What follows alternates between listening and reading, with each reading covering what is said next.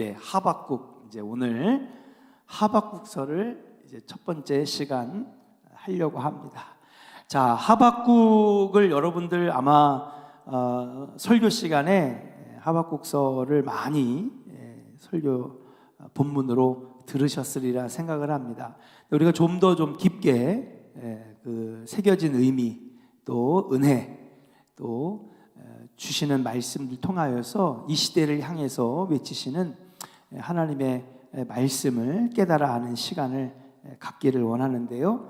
하박국 선지자는 살았던 것이 아니라 이거는 기록한 연도를 표시해 보겠습니다. 언제냐면 기원전에 612년부터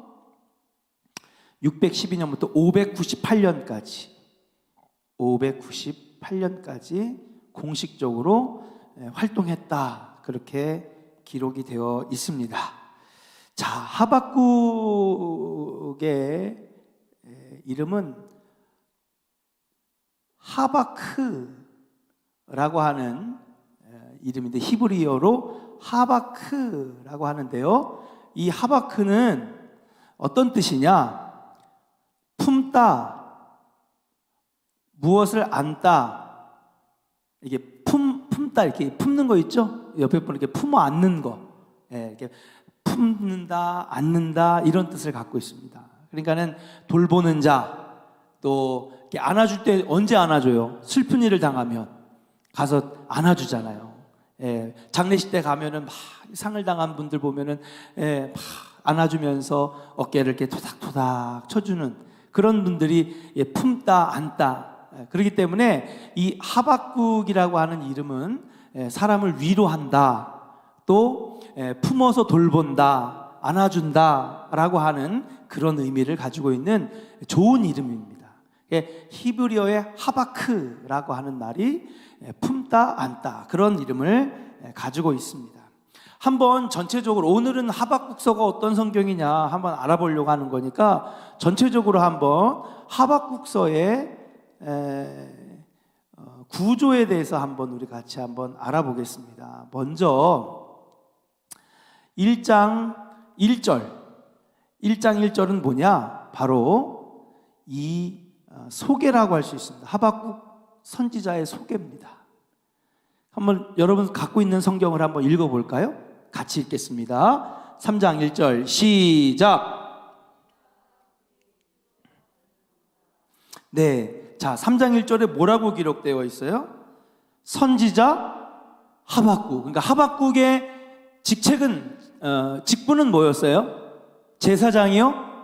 왕입니까? 아니죠. 바로 하박국은 뭐라고요? 선지자라는 거죠. 선지자입니다. 여러분, 우리가 기름 부어 안수받는 주의 종들이 구약에는 3명 있는데, 첫 번째는 누구예요? 왕이죠. 두 번째는 누굽니까? 제사장입니다. 세 번째는 누구예요? 선지자입니다. 왕은 나라를 다스리고 군대를 통솔하는 국군 통수권자고, 그 다음에 제사장은 예배를 주관하는 자고, 선지자는 뭐예요? 말 그대로 스피커, 하나님의 말씀을 받아서 백성들에게 하나님의 말씀을 증거하는 자, 오늘날로 말하면 전도자, 설교자, 목회자라고 볼 수 있는 것이죠. 그래서 이 하박국은 자기를 선지자라고 소개를 하고 있습니다. 근데 어떤 선지자냐면요, 묵시로 받은 경고를 가진 선지자다, 그렇게 소개를 하고 있습니다. 자세한 건 이제 앞으로 해나가면서 보도록 하겠습니다. 두 번째 구조는 뭐냐? 1장 2절부터 2장 3절까지, 1장 2절부터 2장 3절까지, 이게 두 번째 하박국서의 구조라고 볼 수 있는데요, 뭐냐면 하박국이 하나님께 질문하고 하나님은 그에게 뭐 하셔요?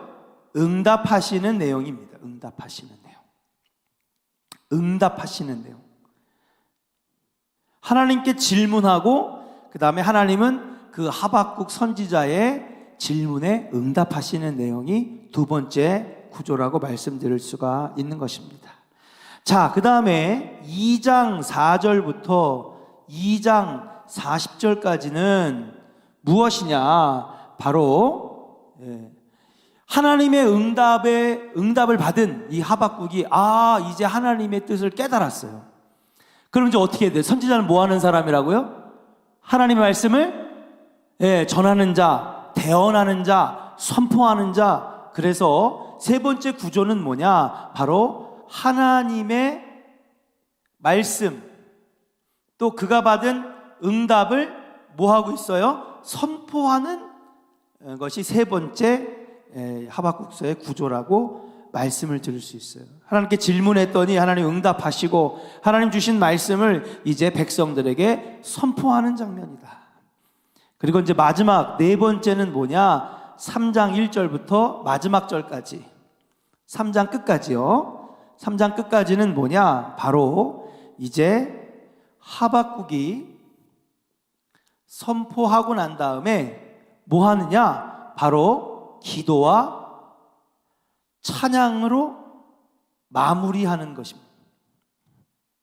하박국의 기도와 찬양, 이렇게 네 개의 구조로 나눌 수 있다. 첫 번째는 뭐예요?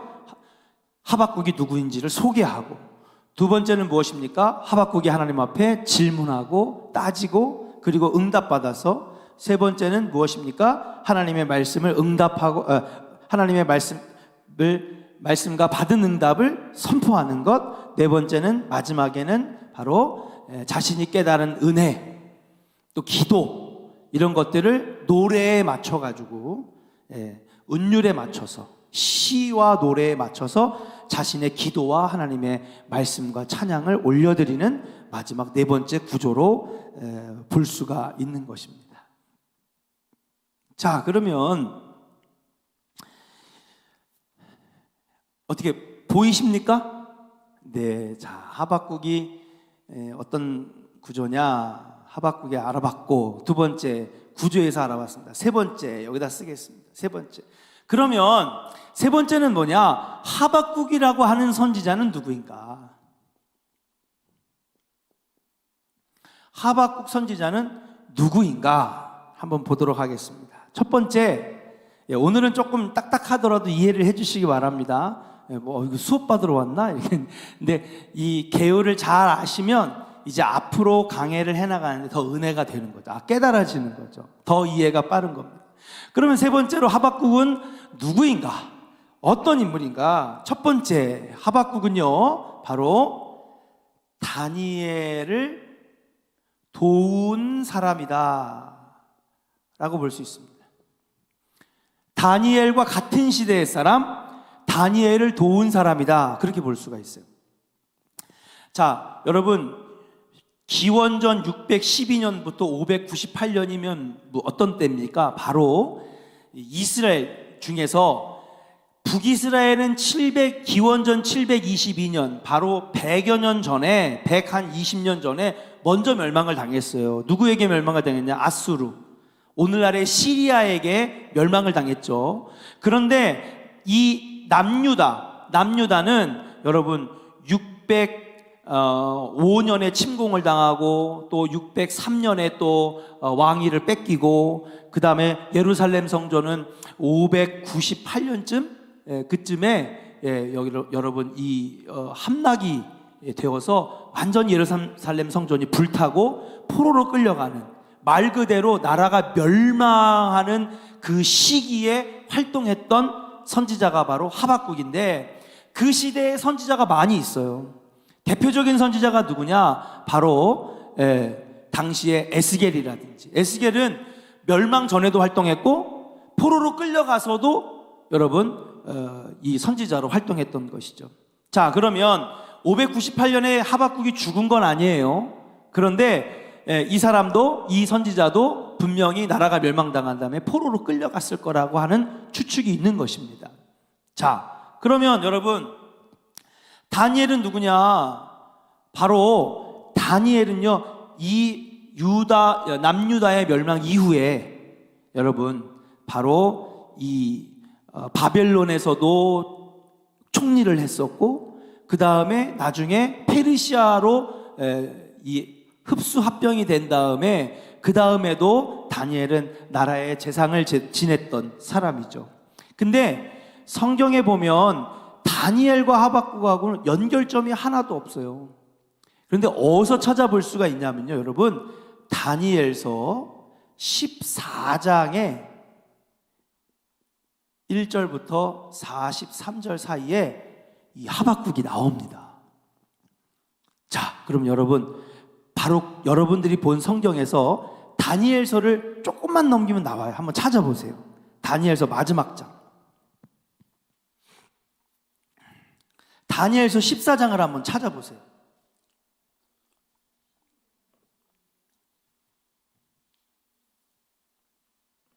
자, 박옥경 선생님, 뭐라고요? 다니엘서는 어디까지 있어요? 12장까지밖에 없는데? 아니, 다니엘서 14장은 어디 있다는 거야? 그렇죠? 여러분, 다니엘서 14장은 어디 있는 거야? 예. 여러분, 다니엘서 13장, 14장이 있어요. 있는데, 여러분, 다니엘서 1장부터 12장은 다니엘 시대에 쓰여진 히브리어 성경입니다. 히브리어 성경입니다. 근데 여러분, 한 사람의 일생을 여러분 다 기록하는데 숨겨진 이야기가 있을까요, 없을까요? 있죠. 임원덕 전사님, 숨겨진 삶의 이야기가 있어? 남들에게 말하지 못한 비밀스러운 이야기, 드라마틱한 이야기? 이때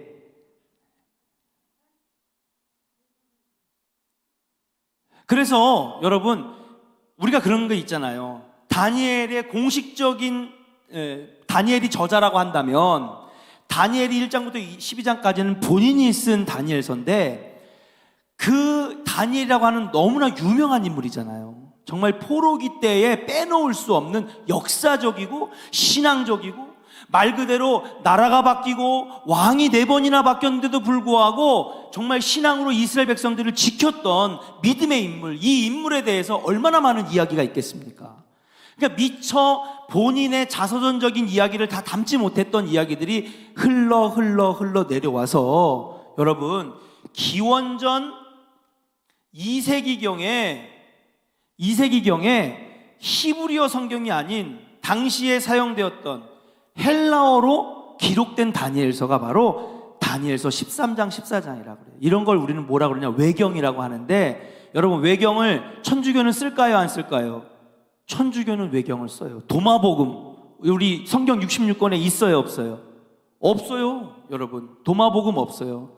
근데 천주교인들은 예전부터 외경까지도 이건 성경이다. 그런데 이게 왜 외경들이 빠져나갔느냐? 외경은 우리 개신교가 만든 거예요. 이거는 우리 개신교 신앙에는 조금 들어가기가 애매하고 정통성이 조금 떨어진다. 왜냐하면 당연히 다니엘 본인이 쓴 것이 아니라 나중에 후대의 사람들이 글을 기록한 거기 때문에 조금 역사적으로 정통성이 떨어진다. 그래서 우리 개신교는 66권만 딱 한 거예요. 근데 천주교는 외경도 다 받아들여서, 여러분, 이 천주교의 성경은 80권 정도인가? 아마 그럴 겁니다. 80 몇 권 정도 될 거예요. 예. 그 중에 하나가 뭐냐? 다니엘서 13장, 14장입니다. 거기에 기록에 보면 바로 이 다니엘에 대한 이야기가 나오는데, 다니엘이 벨신전에 끌려가서 왕에게 말 그대로 제사 같이 동참하고 거기에서 우상을 섬겼던 제사 음식을 먹게 하니까 꼭 거기랑 비슷하죠. 사자굴에 들어갔던 이야기, 풀무불에 들어갔던 이야기. 근데 미처 전해지 못했던 신앙적인 이야기가 더 있는 거예요. 뭐예요? 그뿐만 아니라 사자굴에 들어가고 풀무불에 들어간 이야기 말고도 벨신전에 끌려가서 음식을 먹고 그 다음에 그 제사에 동참하게 했는데, 다니엘은 어떻게 했을까요? 이것 또한 거부했죠. 벨이라고 하는 건 당시의 우상입니다. 그러니까 왕이 얘기를 합니다. 이 13장, 14장도 굉장히 은혜로운 이야기가 있어요. 그래서 얘기합니다. 너는 왜 나의 이 나라의 큰 재상을 맡고 나를 돕는 1등 공신이면서 왜 내가 믿는 신을 믿지 않느냐? 왜 내가 믿는 신을 섬기지 않느냐? 나는 하나님을 섬깁니다. 나는 이 우상 앞에 절할 수 없습니다. 너는 이 벨의 신전에 제사 음식을 놓으면 벨이라고 하는 신이 와서 이 제사 음식을 싹 먹고 가는 걸 너 못 봤느냐? 근데 그때 벨 신전에 아침에 제사 음식을 놓고 하루 종일 제사를 드리잖아요. 다음날 아침에 또 제사를 들어와 보면 제사 음식이 하나도 없는 거야. 그러니까 다른 사람들은 신이 와서 먹었다고 할 거야, 안 먹었다고 할 거예요? 신이 와서 먹었다고 하는 거지. 꼭 우리 그 조선시대의 제사하고 똑같은 거예요. 예. 이 귀신은 1년에 한 번 우리 조상 할아버지 할머니 오셔가지고 음식 먹고 가신다고 생각했잖아요. 그러니까는 12시 전쯤에 제사하고 기일에 제사하고 제사 음식을 딱 놓으면은 12시에 오셔서 먹고 가신다는 거지. 이 벨의 신이 그렇게 한다는 거였어요. 그리고 왕이랑 많은 신하들이 다음날 아침에 가보면 음식이 있을까요, 없을까요? 싹 사라져 있으니까는 어젯밤에도 우리 신께서 오셔서 이 음식을 먹고 갔구나. 딱 그런 거예요. 그러니까 다니엘이 왕이시여, 만약에 저 음식을 진짜 신이 먹고 갔다면 저를 벌하시고 저를 죽이십시오. 예. 그러나 만약에 저 음식을 신이 먹은 게 아니라 누군가가 옮겼다면 이 신전을 무너뜨리기를 바랍니다. 신전을 조사해 주십시오. 감옥에 며칠씩 갇혀 있는데 그렇게 왕에게 얘기를 하니까 다니엘은 그 외에 신앙적인 것 외에는 참 신뢰가 두껍거든요. 그러니까는 조사단을 파견해가지고 신전을 막 뒤져보니까는 보니까 체구가 작은 어린애들을 이용해가지고 밤에 아무도 없을 때 맨발로 소리 안 나게 신전에 와서 그 음식을 제사장들이 치우게 만든 거예요. 벨의 제사장들이. 가서 보니까는 수사관들이 보니까 신이라면은 발자국이 없어야 되는데 어린아이들 발자국이 있네, 바닥에. 그래서 그 발자국을 따라가 보니까요, 비밀 통로가 있는 거예요. 되게 흥미진진하죠. 흥미진진하잖아. 비밀 통로가 있는 거예요. 그리고 그 비밀 통로를 문을 열고 딱 들어가 보니까 제사 음식만 싹 빼내는 어린애들이 거기 대기하고 있는 거지. 왕이 화가 나가지고 내가 거짓신을 믿었구나. 제사장들을 싹 다 잡아다가 감옥에다 집어넣고 그대로 그냥 인부들을 불러다가 벨의 신전을 다 부시게 만들었어요. 하나님이 승리하셨는 줄로 믿습니다. 이런 다니엘의 대단한 이야기들이 13장 14장에 기록되어 있는데 우리 성경에는 없어요. 근데 그때에 감옥살이를 하고 몇 주 동안 그렇게 왕이 너는 왜 제사에 참여하지 않느냐 그렇게 결박을 당하고 그렇게 감옥에 있을 때에 그때에 음식을 하나님께서 명령하신 거예요. 야 하박국아, 내 하나님, 지금 나의 사람 다니엘이 공경에 처했다. 네가 다니엘이 굶어 죽지 않도록, 기력이 쇠하지 않도록 음식을 갖다 주어라. 그러면서 여러분 다니엘서 13장 14장에 보면 다니엘에게 감옥에 있는 동안 음식을 갖다 줬던, 도왔던 인물이 바로 하박국이다 라고 하는 것입니다. 자, 흥미로운 내용이라서 여러분들에게 한번 소개를 해봤어요. 두 번째 하박국이 누구냐? 두 번째 하박국은 누구냐? 바로 하박국은요, 백성의 대변인의 역할을 했습니다. 한번 따라합시다. 백성의 대변인. 백성의 대변인의 역할을 한 것입니다. 첫 번째는 하나님의 사람 다니엘을 도운 사람이고, 그 다음에 하박국 본 내용에 보면 바로 백성들의 한과 목소리를 대변했던 백성의 대변인이었다는 거죠. 보통 우리는 선지자들이 어떤 역할을 하냐? 하나님의 대변인이잖아요. 맞습니까? 안 맞습니까? 하나님의 말씀, 하나님의 뜻, 하나님의 계획과 섭리를 백성들에게 전하는 사람이 선지자라고 알고 있어요. 그런데 이 하박국 선지자는 특별한 점이 뭐냐 하면 백성들의 목소리도 하나님께 대변해 줬다는 것이죠. 자, 말씀을 읽어보겠습니다. 1장 2절 2절부터 4절까지 읽겠는데요. 자, 화면에 한번 띄워주시죠. 같이 한번 읽어볼까요? 시작. 여호와여, 내가 부르짖어도 주께서 듣지 아니하시니.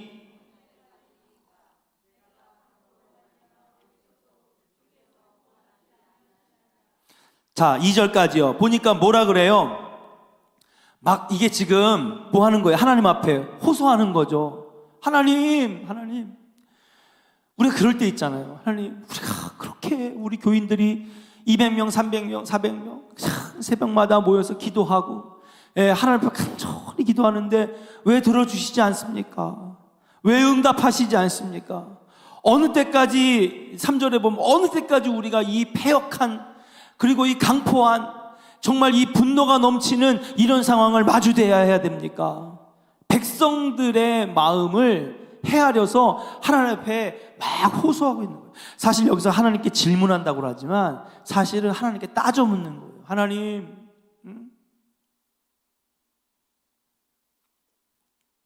우리가 그럴 때 있잖아요. 누가 억울한 일을 당하는데 이 사람이 억울한 일을 당해서 막 떨리고 무섭고 그래서 입에서 말도 못할 때 옆에서 어떤 사람이 나타나요? 대신 대변해 주는 사람 나타나요. 내가 봤는데 저 사람이 잘못했는데 이 사람 잘못했다고 막 이 사람은 막 무섭고 공포스럽고 떨려서 말을 못하는데 옆에서 대신 그의 아픔을, 그가 당한 일을, 그가 어려움에 처했던 상황을 지금 대신 말해주고 있는 대변인의 역할을 하는 것이 바로 하박국이다라고 볼 수가 있는 것입니다. 3절도 같이 한번 읽어볼까요? 읽겠습니다. 3절 시작. 어찌하여 내게 죄악을 보게 하시며 겁탈과 강포가 내 앞에 있고 변론과 분쟁이 일어났나이다. 자, 지금 어떤 상황이에요? 나라가 멸망해져 가는 상황. 바벨론의 군대가 침공해서 이 겁탈이 무엇입니까? 마구잡이로 아녀자들을 어린 소녀들을 붙잡아서 강간하는 장면이 바로 지금 이 겁탈과 강포가 뭐예요? 도둑질하는 거죠. 뺏는 것입니다. 지금 그런 상황이라고 하는 거예요. 왜 하나님 우리가 이런 일들을 겪어야 합니까? 하나님의 백성이라고 세워주셨는데 왜 우리가 이런 어려움을 당해야 됩니까? 마치 코로나 바이러스처럼. 하나님, 안 그래도 살기 힘들고 안 그래도 경제적으로 힘든데 이 코로나 바이러스를 주셔서 왜 하나님 우리에게 이렇게 고통받게 하십니까? 하나님의 뜻을 우리가 다 알 수는 없지만 이 하박국은 바로 백성들의 고통과 어려움들을 대신 하나님 앞에, 하나님 말씀을 대언하기 이전에 백성들의 아픔도 하나님 앞에 질문하고 호소하는 그러한 모습을 볼 때에 굉장히 이 하박국이라고 하는 사람은 정말 인간적인 인물이지 않았겠는가. 인간적이고 그리고 인간미가 넘치는 그런 인물이지 않았겠는가. 그래서 1장 2절부터 4절까지 바로 백성들의 아픔을 호소하고 있다. 누구에게? 하나님에게 호소하고 있다라고 볼 수가 있는 것입니다. 세 번째, 하박국은 어떤 사람인가? 바로 하박국은요, 바로 레위 지파 사람입니다. 레위 지파 사람. 레위 지파 사람.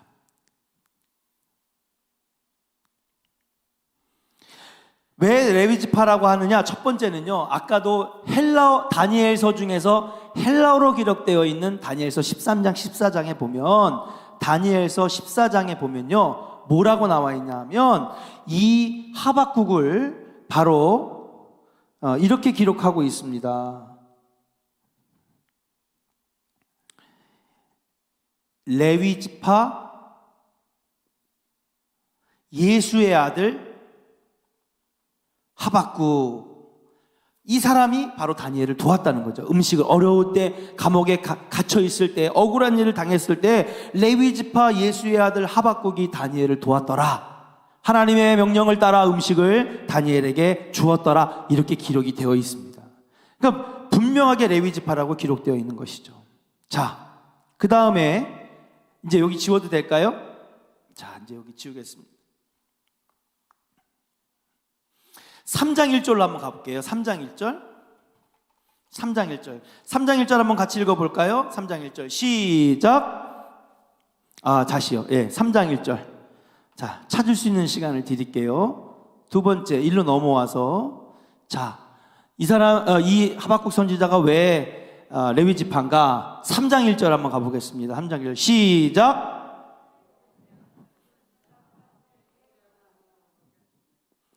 시기 온 옷에 뭐라고 돼 있어요? 맞춰 선지자 하박국의 기도라. 그러면서 쭉 운율이 있는 시가 쭉 기록되어 있는데 이게 바로 하박국의 찬양입니다. 3장은 하박국의 찬양이에요. 그러면 이게 왜 찬양이냐? 아니 목사님 이게 그냥 말이지 무슨 찬양입니까? 근데 형식이 시편처럼 되어 있어요. 그렇죠? 자, 이게 왜 찬양인지를 알 수 있냐면요, 시기오노시라고 하는 말에서 단서를 찾을 수가 있습니다. 시기오노시 뭐냐? 여러분 우리나라도 그 음악의 형식이 있잖아요.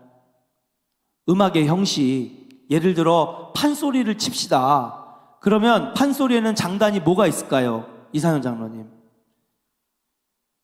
국거리 장단, 또 새마치 장단, 또 자진몰이 장단. 어휴, 잘하시네. 그 뭐예요? 다 리듬이죠. 음악적인 형태죠. 자, 서양 음악으로 가볼게요. 그럼 클래식이 있어요. 그 다음에 교향곡이 있어요. 그렇죠? 발라드가 있어요. 힙합이 있고 랩이 있어요. 그렇죠? 이게 다 음악 형식입니다. 그럼 시기오노시 뭐냐? 이게 바로 음악의 형식이에요. 음악 형식. 나중에 3장 가서 제대로 할게요. 오늘 간단하게만 말씀드려요. 시기오노시 뭐냐? 시기오노시 바로 이스라엘 사람들이 부르는 노래의 스타일 가운데 하나의 음악 장르라고 하는 거예요. 이 시기오노시. 그럼 어떤 장르냐? 바로 슬픔을 또는 분노를 표출하는 격정적인 그리고 열정적인 노래 형식입니다.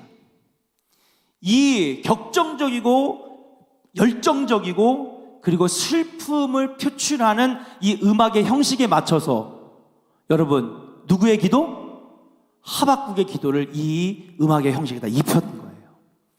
그래서 이거를 노래처럼 불러나가는 거죠. 백성들의 원한과 또 이 시대의 암울함과 겁탈과 강포와 그리고 수많은 백성들의 외침과 고통을 이 시기오노시라고 하는 음악 형식에 붙여서 지금 하박국이 노래를 하고 있다라고 하는 사실입니다. 그러니까 이거는 그냥 수필이에요? 아니면 소설이에요? 아니면 노래의 가사예요? 노래의 가사인 거죠. 3장은 그래서 바로 하박국의 찬양입니다. 마지막에 하나님을 찬양하면서 끝내요. 난 여호와로 즐거워하리. 난 여호와로 즐거워하리. 구원의 하나님을 찬양하리로다. 할렐루야. 무화과 나무 잎이 없어도 포도나무에 열매가 없어도 논밭에 식물이 없어도 난 여호와로 즐거워하리. 그러면서 마지막에 하나님을 찬양으로 끝나는 구원의 노래로 끝나는 것이 바로 3장의 시기오노시인데, 문제는 목사님 이 얘기를 왜 할까요? 이게 무슨 뭐 나하고 무슨 상관이 있습니까? 말씀의 은혜만 받으면 되지. 자, 근데 여러분 이스라엘 민족에게 있어서 이런 노래와 그 다음에 가사와 이런 음악적인 것을 다뤘던 지파가 있어요. 그게 누굴까요? 바로 레위 지파입니다. 레위 지파라고 하는 사실.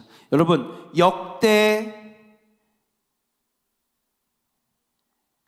역대상에 보면, 역대상 23장에 보면요, 역대상 23장에 보면 여러분 이 레위 지파들이 성전에서 찬양과 악기를 담당했더라, 그렇게 기록되어 있어요.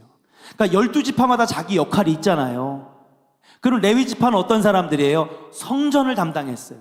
성전의 제사, 성전의 번제에 필요한 준비물, 또 이 가나안 땅을 갔던 광야 시대 때는 뭐 했어요? 성막을 이동하고 성막을 설치하고 성전과 예배에 관련된 모든 일들은 어느 지파가? 레위 지파가.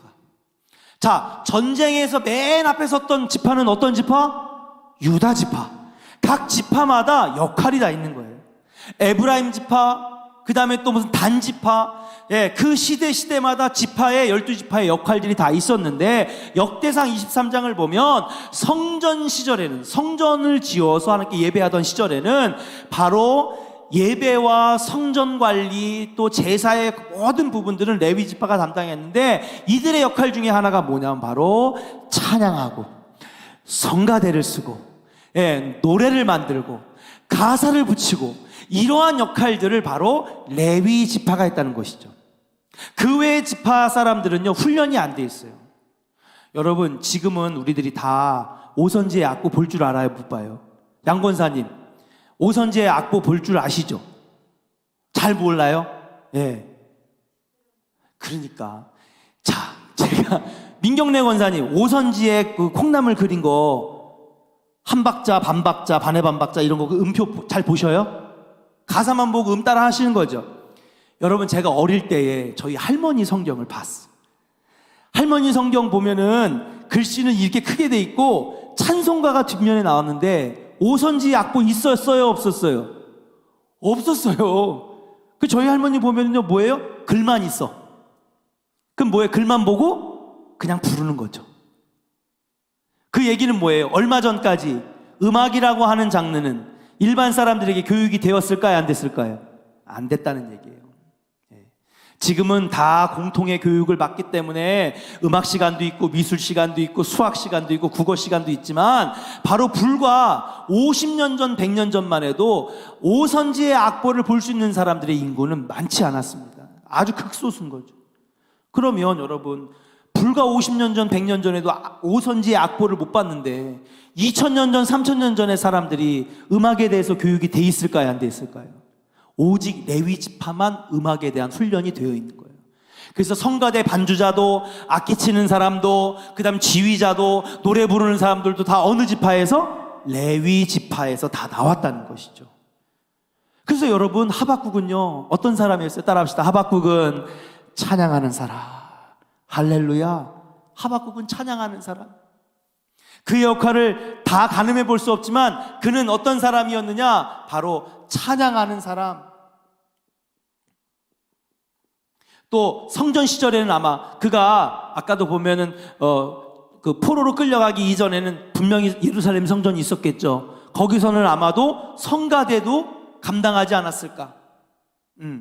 그리고 시기오노시라고 하는 음악 형식에 자신이 기도했던 것을 가사로 운율을 맞춰서 노래에다가 작사 작곡을 해가지고 붙일 정도면 이는 음악적으로 상당히 훈련된 사람이다 라고 말씀드릴 수가 있는 거예요. 그건 오직 누구만 가능했다? 레위 지파 사람만 가능했다. 자, 그러면 이제 이 정도면은 하박국이 어떤 사람이구나, 하박국서는 이런 형식이구나, 하박국의 시대는 어떻구나, 이제 대략적으로 여러분 알았을 줄로 믿습니다. 자, 그렇다면 이제 하박국서에서 우리가 주된 다뤄야 될 부분이 있습니다. 그게 무엇이냐? 마지막 네 번째만 말하고 우리 같이 한번 이제 앞으로 하박국서의 강해를 기대하면서 같이 기도했으면 좋겠습니다. 은혜를 나눴으면 좋겠습니다. 자, 그러면 하박국서의 요점이 뭐냐? 이제 앞으로 본문 내용마다 주신 하나님의 메시지들이 분명히 있겠지만은 오늘 이렇게 계율을 통해서 우리가 볼 수 있는 첫 번째 포인트는 뭐냐? 오늘 여기까지만 하고 마칠 겁니다. 그리고 앞으로 1장, 2장, 3장에 주시는 그때마다의 메시지가 있겠죠. 하나님의 주시는 은혜의 말씀들이 있을 것입니다. 오늘 주시는 하나님의 말씀은 뭐냐? 바로 1장 1절로 돌아가서 1장 1절로 돌아가서 우리 같이 한번 읽어보도록 하고 그 다음에 한번 찾아보도록 하겠습니다. 1장 1절 찾으셨어요? 네, 같이 읽겠습니다. 시작. 선지자 하박국이 묵시로 받은 경고라. 뭐로 받은 경고요? 묵시로 받은 경고라 라고 하는 말씀에서 첫 번째 오늘 첫 시간에 은혜를 나눠보려고 합니다. 자, 묵시가 뭘까요? 묵시. 묵시. 묵시. 보통 하나님께서 음성으로 말씀하시거나 아니면 환상으로 말씀하시거나 이렇게 앞으로 장래의 일을 먼저 알려주시거나 보여주신 그런 말씀 우리는 묵시록 또는 계시록 이렇게 얘기하죠. 하박국 구약에는 수많은 계시록과 묵시록들이 있습니다. 우리는 계시록은 요한계시록만 있는 거 아닌가? 아닙니다. 구약에는 상당히 많이 미래의 일들을, 장차 일어날 일을, 지금은 과거형이 됐지만 당시 호세아가 받았던, 그 다음에 여러분 에스겔서는요 처음부터 끝까지가 다 환상입니다. 여러분 대표적인 게 뭐예요? 어떤 환상이에요? 마른 뼈들이 골짜기에서 하나님의 군대로 이 뼈 저 뼈가 맞아 돌아가고, 그 다음에 핏줄과 힘줄이 연결되고 살갗이 입혀지면서 하나님의 여호와의 군대로 일어나는 그거 뭐예요? 하나님께서 보여주신 환상이죠. 그것도 묵시록 계시록이 되는 거예요. 그건 무엇입니까? 멸망당했던 이스라엘이 나중에 다시 회복되어 일어날 것이라고 하는 예언과 그리고 앞으로 장래일을 말한, 그러니까는 에스겔서도 묵시록이자 계시록인 것이죠. 근데 우리에게는 이미 이스라엘이 다시 멸망당했다가 포로로 끌려갔다 다시 일어나는 걸 봤으니까 이미 지나간 일이지만, 요한계시록은 앞으로 일어났어요, 안 났어요? 아직 일어나지 않았죠. 그렇기 때문에 구약에도 굉장히 많은 묵시와 계시록이 있습니다. 자, 그럼 하박국서는 묵시록일까요? 묵시록이 아닐까요? 이것도 묵시록인 거죠. 계시록입니다. 묵시로 받은 하나님의 음성이나 환상을 통해서 받은 하나님의 말씀인데, 이것이 뭐예요? 경고다라고 하는 거예요. 경고. 근데 여러분, 이 경고라는 말이 그러니까 저는 성경을 의심하는 거나 성경이 잘못됐다는 얘기가 아니라 해석에 조금 좀 문제가 있다는 것이죠. 여기 보면 히브리어 성경에 보면 이 경고를 마사라고 하는데 이걸 경고가 아니라는 거죠.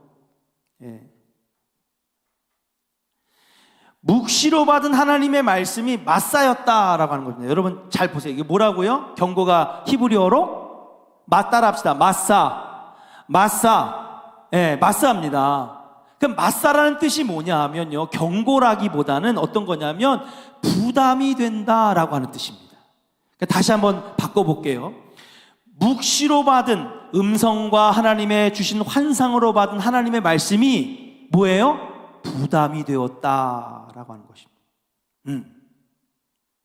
그러면 신학교에서도 안 가르쳐 주는 건데. 그러니까 우리가 그냥 이 성경을 그냥 읽으면 1장 1절 뭐 그런 거지, 뭐 묵시로 받은 경고, 그 하나님이 환상을 통해서 경고하셨나 보다 이렇게 생각하는데, 진짜 해석을 잘 해보면 묵시로 받은 하나님의 말씀이 마사가 되었다라고 하는 것입니다. 내게 부담이 되었다, 짐이 되었다라고 하는 것입니다. 이게 원래 해석이 맞아요. 자, 저는요 이제 앞으로 1장 1절부터 해나갈 것인데, 수많은 은혜의 포인트들이 있지만 참 1장 1절이 저에게 오늘 은혜가 됐습니다. 선지자 하박국의 심경을 읽을 수가 있는 거예요. 첫 번째 뭐예요?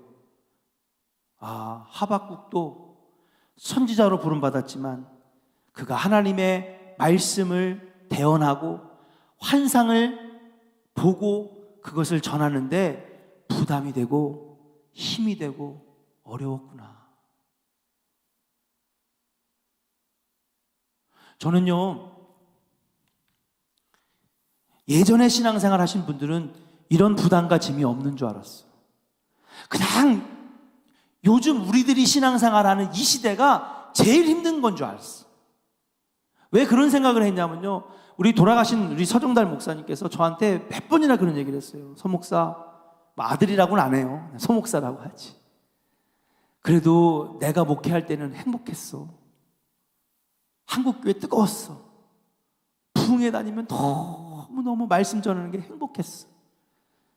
근데 서 목사가 목회하는 시대는 힘들어. 고통스러울 거야. 목회자의 권위도 없고 교회는 4분 5일 깨질 것이고. 벌써 코로나 사태 봐요. 그죠? 이거 지금 이게 얼마나 큰 충격인지 아십니까? 우리가 이렇게 예배드리지만 사실은 백신이 개발된 후에도 한국 교회는 굉장히 많은 걸 잃었을 거예요. 그럴 때마다 저희 아버님이 하신 말씀이 생각이 나요. 저에게 많은 목회적인 걸 가르쳐 주시진 않았지만 목사님 때문에 내가 목회자의 아들로 태어나서 자란 게 참 목회에 도움이 되는구나. 굳이 불러다가 나한테 가르쳐 주신 거는 많진 않지만 한마디 한마디가 나에게 큰 도움이 되거든요. 그 중에 하나가 뭐냐 하면 참 서 목사 목회하기 힘들 거야. 목사라고 하는 것이 큰 짐이야. 그렇게 여겨왔어요. 그런데 보니까 하박국도 하나님 말씀을 증거하는 게 짐이 된대요, 안 짐이 된대요? 오늘 보니까 어떻대요? 묵시로 받은 하나님의 말씀이 내게 맞사가 되었다. 부담이 되고 짐이 되고. 솔직히 여러분들에게 물어볼게요. 전도지 들고 나가서 복음 전하는 거 부담이 돼요, 안 돼요? 민경래 권사님 부담돼요? 난 다른 사람 다 부담돼도 권사님은 부담 안 될 줄 알았는데. 그러니까 저런 분이 부담될 정도면 일반 성도는 어떻게 했냐는 거예요. 여러분 교회 다닌다는 말하는 거 부담돼요, 안 돼요? 아니 지난번에 여기 생중계하고 우리 모이지도 않았어요. 그냥 이 영상 촬영하고 생중계한 다음에 청년들 수고했다고 여기 설렁탕 한 그릇 사주려고 식당에 갔는데요. 교회 차에서 우르르 한 10명 내리니까요. 사람들이 조용히 밥그릇을 들고 절로 가더라고. 벌레 보듯이 우리를 쳐다보면서. 어디 가서 교회 다닌다는 말하는 게 그거 뭐 어려운 거예요, 말하는 게. 사람들 앞에서 기도하는 게, 식사 기도하는 게 그게 뭐가. 근데 그런 시대를 살고 있잖아요. 교인이라고 하는 것을 말하는 것조차도 부담되고 복음을 전하는 것도 부담되고 예수를 믿는다라고 하는 걸 표현하는 것도 부담되는 시대에 살고 있는데 그게 우리 시대만 그런 것이 아니라 언제도 하박국의 시대도 그랬다는 거예요. 사랑하는 여러분, 오늘날 여러분들은 선지자로 부름받았는 줄로 믿습니다. 여러분들 하나님께서 예배자로 불러주셨는 줄로 믿습니다. 하나님께서 여러분들을 전도자로 불러주셨는 줄로 믿습니다. 그러나 현실은 뭐예요? 하박국처럼 전도하고 선교하고 하나님 말씀을 대언하는 것이 우리에게는 큰 부담이 되었더라라고 하는 사실이에요. 그렇구나. 하박국도 그런 시대를 살았구나. 그런 가운데에서도 하박국은 어떻게 해요?